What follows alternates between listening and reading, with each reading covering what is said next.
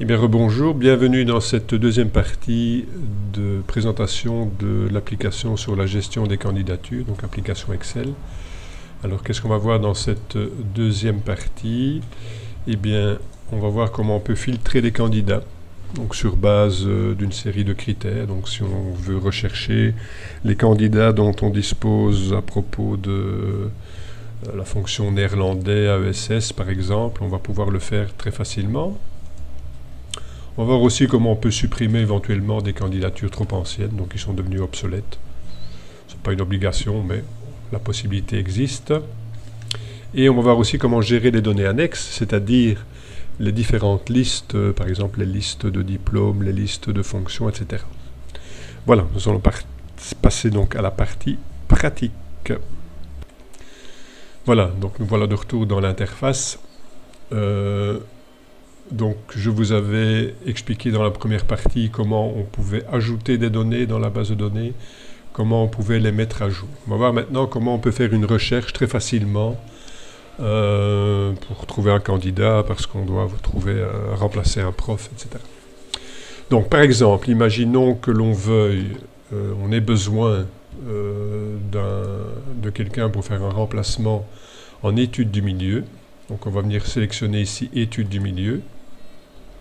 Bon, études du milieu, c'est forcément ODI, donc on dit, ben voilà, on va essayer de trouver quelqu'un qui est AESI.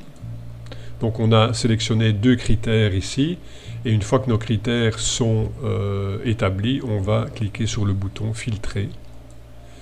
Et ici, ben voilà, on a, pour l'instant évidemment, notre base de données, c'est la base de données démo, donc on n'a pas des centaines de candidatures. Voilà, on a une personne qui correspond aux critères. Si je clique sur ce candidat, voilà, ces données viennent s'ajouter dans le formulaire. Ça, c'est une chose. Une deuxième chose, je vois que la case concernant l'accès au dossier est devenue verte. Ça veut dire que je peux cliquer sur le bouton « Accéder au dossier » pour aller voir les différents documents que ce candidat ou cette candidate ici a fournis.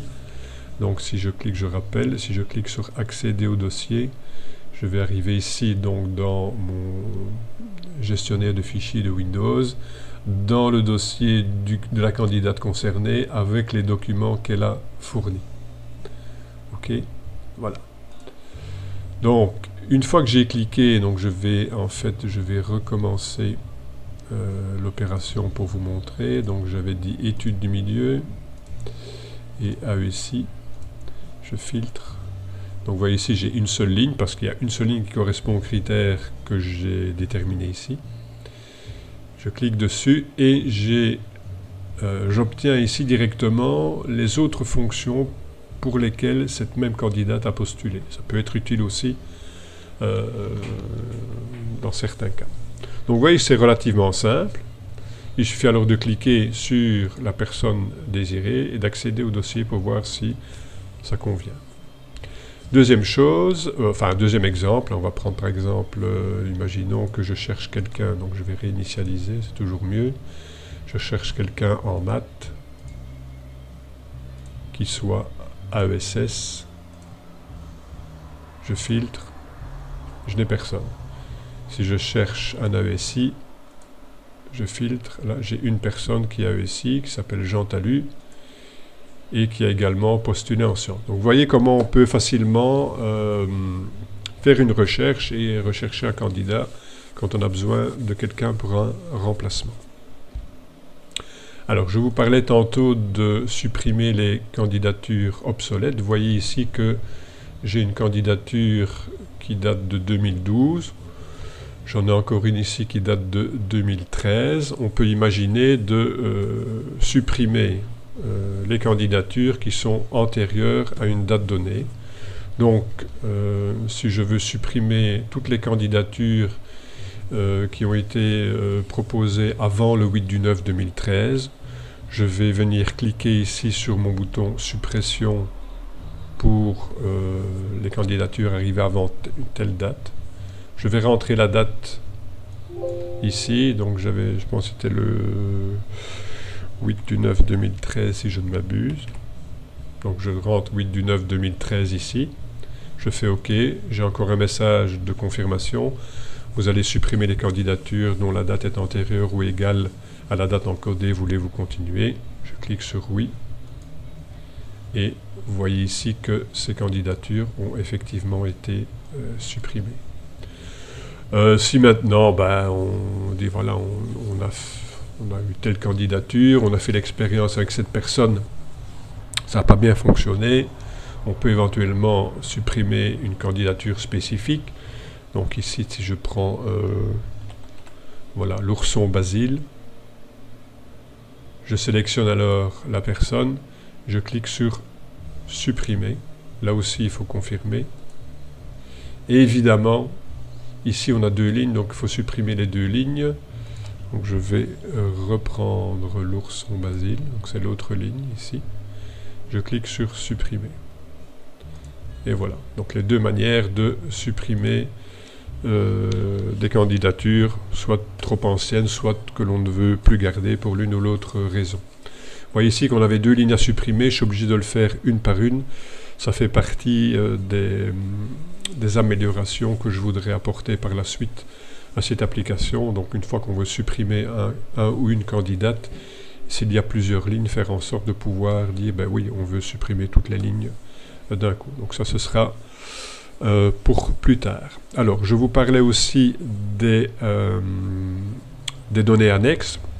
Donc, c'est ce qui se trouve en fait dans la feuille Data.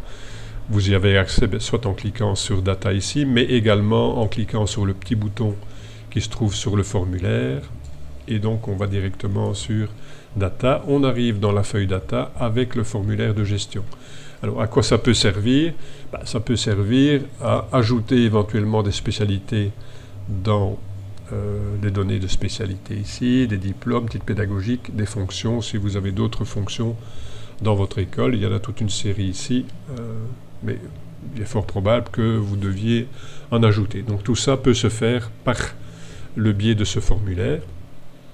On peut également supprimer certaines données. Un petit exemple tout simple, voilà, dans la colonne diplôme, je vois ici que j'ai pharmacien, imaginons que je veuille le supprimer. Donc je viens ici dans ma donnée diplôme, je repère mon pharmacien, je le sélectionne et je dis supprimer la donnée. Je fais supprimer la donnée, l'opération de suppression est terminée, ok. Vous voyez que mon pharmacien a disparu. Si maintenant je veux l'ajouter, je retape pharmacien. Voilà, pharmacien, je fais évidemment dans le bon champ, je fais ajouter la donnée et la donnée a été ajoutée. Voilà, je retrouve mon pharmacien. Le tri se fait en principe automatiquement. Donc une fois que la donnée est ajoutée, la colonne est retriée pour que les données apparaissent dans l'ordre alphabétique et donc ceci peut se faire avec n'importe quelle des autres données. Voilà, donc c'est relativement simple à gérer. Pour retourner dans ma feuille candidature, je clique sur le bouton candidature. Voilà. Donc voilà comment on peut utiliser cette application. Donc je vous ai dit tout à l'heure quelles sont les améliorations que j'aimerais y apporter. Donc j'espère pouvoir y arriver dans un avenir relativement proche et vous proposer donc une mise à jour de cette application. Voilà, en espérant que ça puisse vous aider dans la gestion de vos candidatures. Je vous dis donc à ciao et à bientôt dans un nouveau tutoriel.